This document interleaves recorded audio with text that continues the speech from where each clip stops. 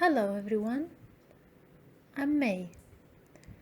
I'm going to read for you today one of the Disney stories, The Beauty and the Beast.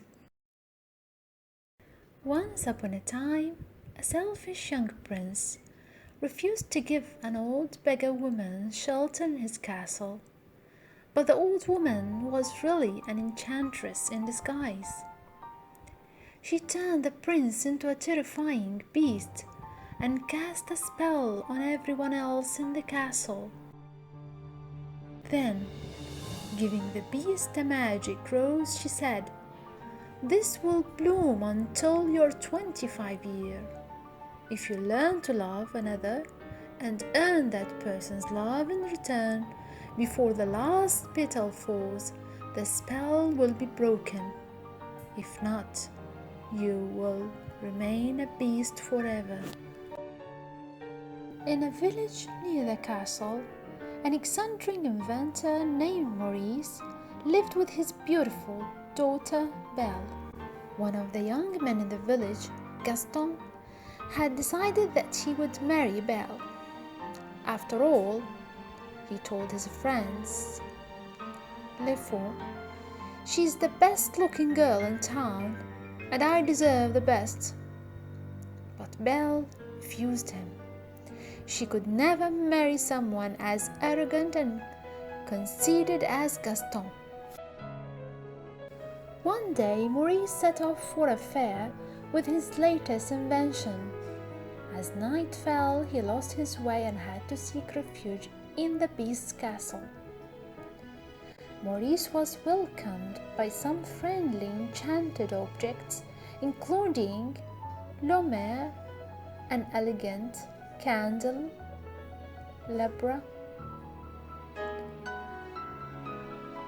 Cogsworth, a pompous clock, Mrs. Potts, a cherry teapot, and her son Chip, a teacup.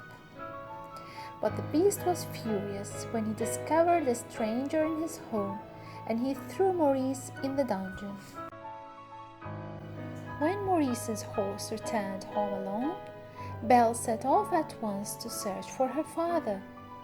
"Oh, Papa," Belle cried when she found Maurice in the freezing dungeon, "we must get you out of here." Sensing danger, Belle turned round. There was the beast towering over her. "Let my father go," Belle pleaded. "I will take his place." The beast agreed at once. He dragged Maurice out of the cell and sent him back to the village. The beast showed Belle to her room. "You can go anywhere in the castle," he told her, "except the west wing. That is forbidden." Poor Belle was so miserable. The enchanted objects tried to cheer her up with their singing and dancing. Even Cogsworth joined in. But Belle was still lonely, and later that night she wandered through the castle.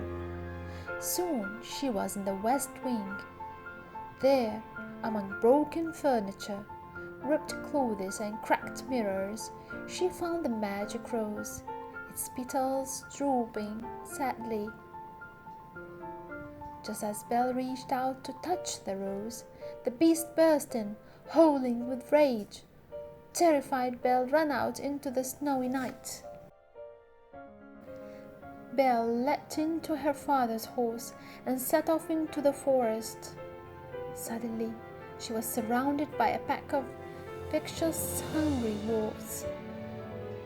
Just as the wolves closed in for the kill, the beast appeared. Fighting bravely, he drove the wolves away, but then he sank to the ground in pain. Back at the castle, Belle tended the beast's wounds. He seemed different now, and she was no longer frightened of him. Meanwhile, at the village tavern, Gaston was still brooding over Belle. Suddenly, the door burst open, and Maurice raced in. "Help!" he cried. "Belle's being held prisoner by a monstrous beast."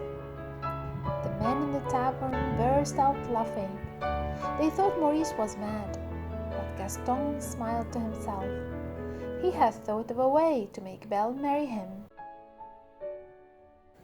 As the day passed, Belle and the Beast spent more and more time together. The enchanted objects were delighted. They were certain that Belle would fall in love with their master and break the spell. But time was running out. Each day a few more petals fell from the magic rose. One evening, the Beast and Belle sat together on the terrace. "Are you happy here, Belle?" asked the Beast. "Yes," replied Belle. "I just wish I could see my father again." "You can," said the Beast, giving Belle a magic mirror. "This will show you whatever you wish." In it, Belle saw her father lost in the forest, trembling with cold as he searched for Belle. "I must help him," cried Belle. Although the Beast loved Belle, he knew he had to let her go to her father. "Take the mirror with you," he said, "so you can remember me." With the mirror's help, Belle soon found Maurice. She brought him safely home and nursed him back to health. The next day, Gaston arrived at Belle's house with a crowd of villagers. He said Maurice would be taken to any asylum unless Belle agreed to marry him. "My father is not mad," cried Belle. "He must be," said Blifil. "He was raving about a huge beast." "The beast is real," cried Belle. "Look!" She held up the magic mirror, and the crowd saw the beast for themselves.